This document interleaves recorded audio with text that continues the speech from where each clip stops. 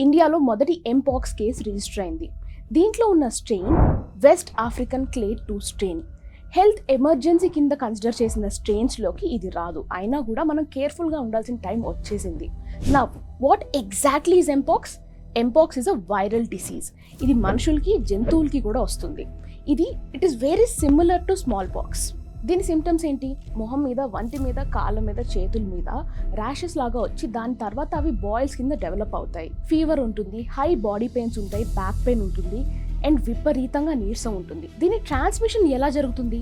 Skin lesions ద్వారా, body droplets, body fluids ద్వారా, face to face connect ద్వారా and some rare కేసెస్లో fluids touch అయిన ప్లేసెస్ని ఆర్ ఆబ్జెక్ట్స్ని మనం టచ్ చేసినా కూడా దీని ట్రాన్స్మిషన్ జరుగుతుంది. నా ఎంపాక్స్ అనేది ఒక సెల్ఫ్ లిమిటింగ్ డిసీజ్ అండి.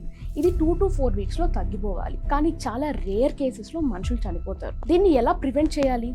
బెడ్షీట్స్ మార్చేటప్పుడు గ్లౌస్ ఇంకా మాస్కులు వేసుకోవడం మ్యాండేటరీ.